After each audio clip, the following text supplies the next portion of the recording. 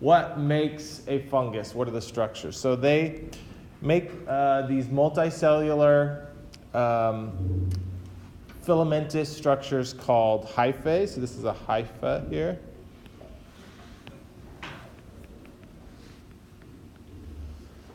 Okay, and this is essentially a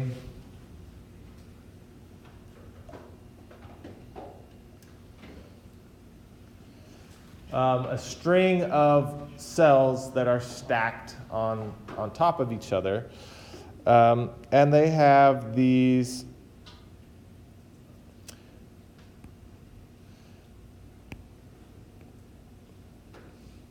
septa. Okay, so that's the plural form of septum, which divides one cell to the next. Okay, but there is a little hole which allows then the cytoplasm to go between the cells, which is called a pore. Okay, and this then just goes, I'm not going to draw the pores, but goes up and down. The hypha.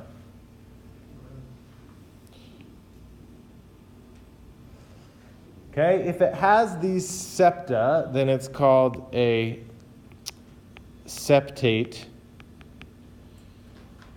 hyphae. Hypha is plural. So I guess this is only one. There are other types, however. Okay. Wait, one more thing I got to draw here. So each of these individual cells has a nucleus within them.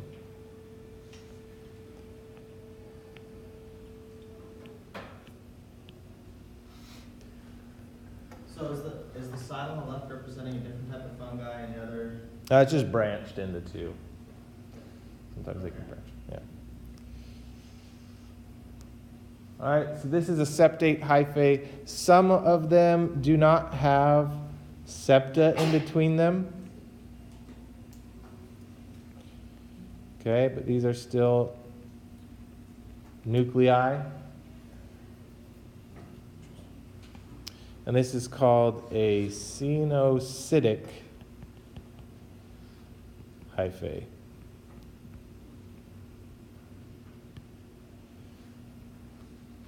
So it's lacking a septum or a pore in between the cells, but they still have the nucleus within them. Yeah. Which one is more common? The septate ones. Yeah. Okay, so this is kind of looking at it under the microscope. We can see these structures.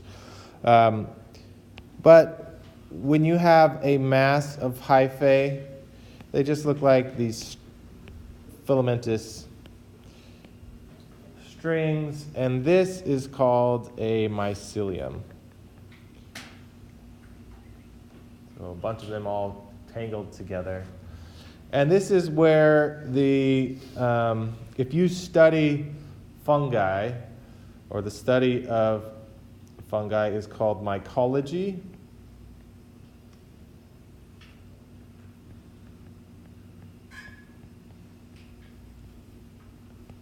Okay, and so this is derived from the structure which forms when you have a group of these hyphae together and form a mycelium.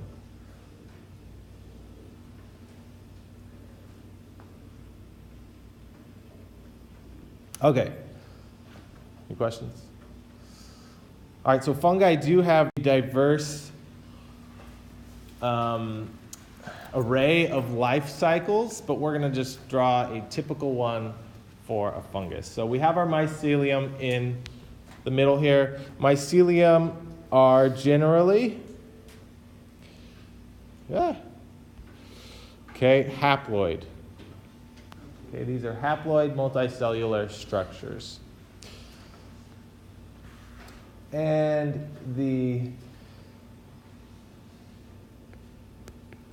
there are two ways in which it can reproduce. Asexually and sexually. All right. The asexual, it's going to stay in this haploid ploidy for the whole life cycle. What happens is the mycelium is going to form some form of spore producing structure.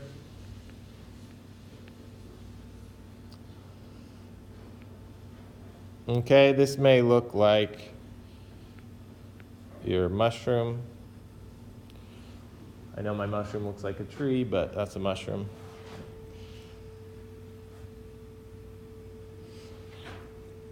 And that's going to produce these little spores, our single cell dispersing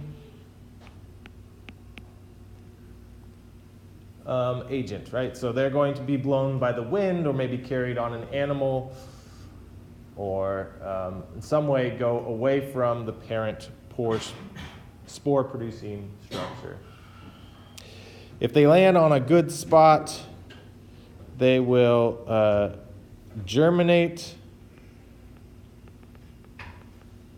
which just means it's going to go and form a hypha.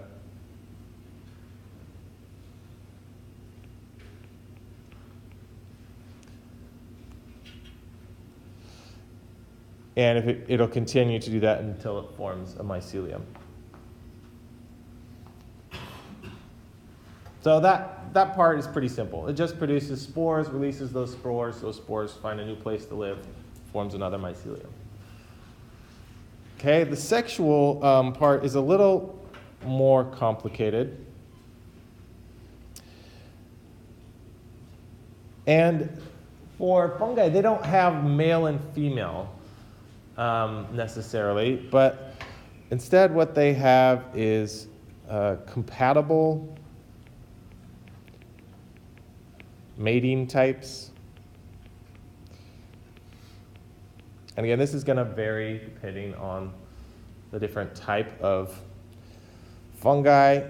But if two compatible, move this up.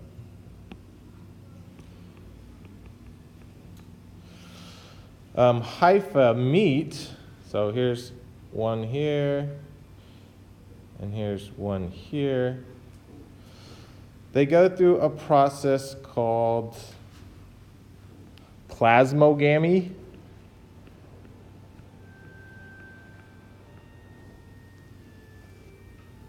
And where they meet, their two nuclei don't fuse right away. And this is called the dikaryotic stage, or also called heterokaryotic.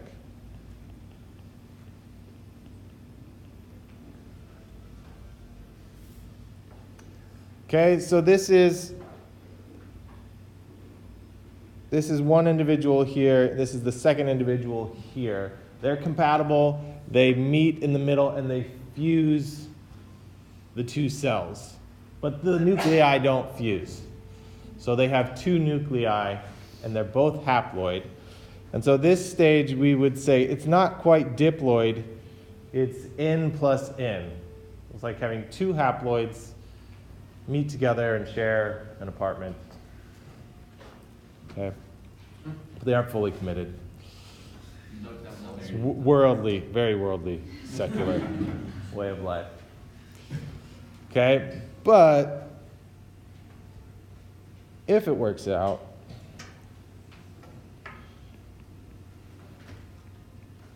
Dikaryotic, and what's the other one? heterokaryotic, they mean the same thing. So hetero means like two different, di means two. And that's really messy, so I'll spell it. All right, but after a period of time in this dikaryotic stage, those two will actually fuse.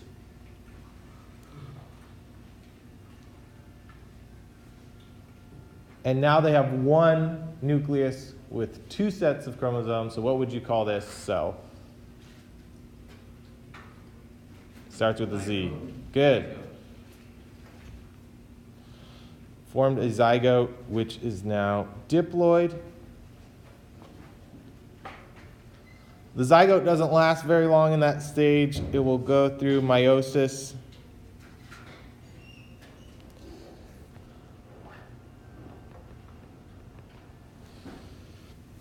And create a haploid spore.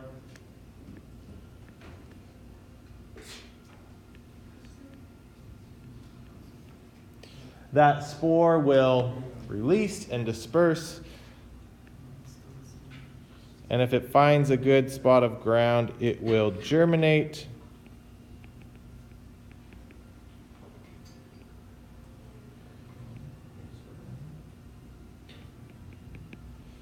And form a mycelium. Okay, but this is weird. This is not like how plants and animals do it, where they kind of quickly form a diploid. And also, this is a mostly haploid life cycle, right? The diploid part is actually very, very short. And dikaryon, maybe a stage within it, but it is also short compared to the rest. Yes? So does the zygote get formed in the karyome, or? So these two nuclei fuse together to form this one nucleus, and that's karyogamy. Yeah. Do all types of fungus release some sort of spore? I wouldn't say all. I don't know if all do, but most do, yeah. Some sort of dispersing structure. Yeah. Any other questions? No? Okay. So this is also on the worksheet. This is a good thing to know. Great figure to put on an exam.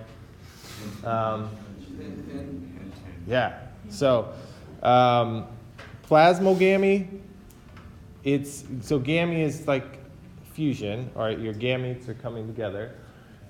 In there, the plasma or the cytoplasm is what comes together, but the nuclei stay separate.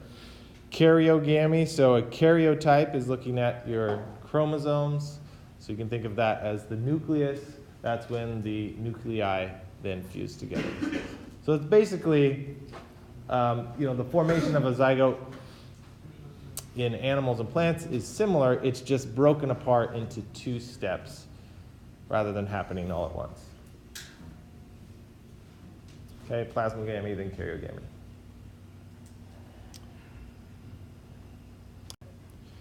So, let's see, we got that. All right, so now we're going to talk a little bit more about some interesting fungi. This one was not on your video lecture, but is one you should be familiar with. This is called Geomyces destructans, and it is another pathogen, and it causes a disease called white nose syndrome.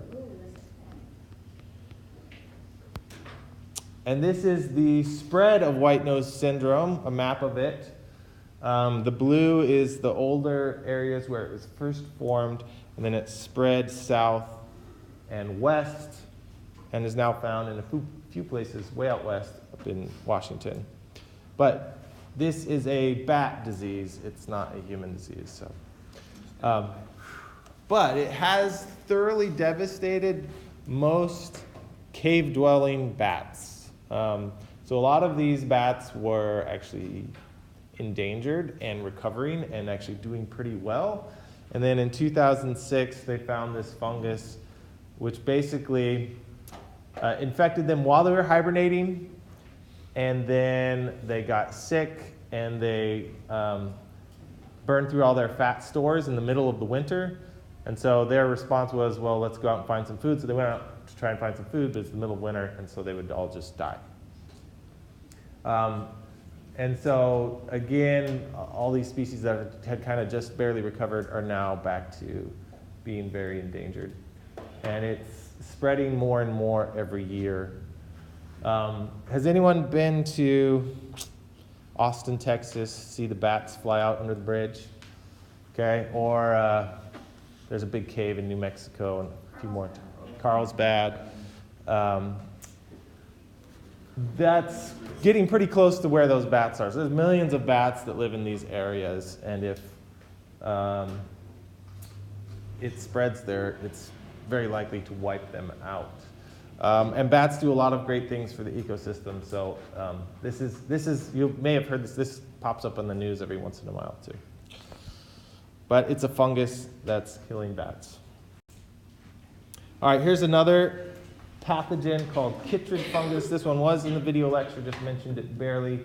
It has a big, long name that you can practice saying in the mirror if you want to. Batrachochytrium dendrobatitis. Yeah.